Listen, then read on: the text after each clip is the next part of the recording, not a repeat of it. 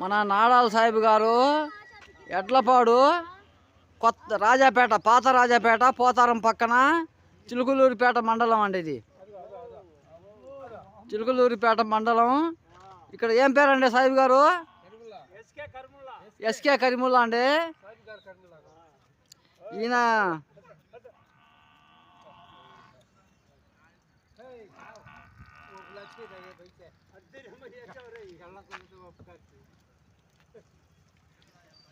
ఈ బజార్ మసీద్ పక్కన అండి. ఇది మసీదు.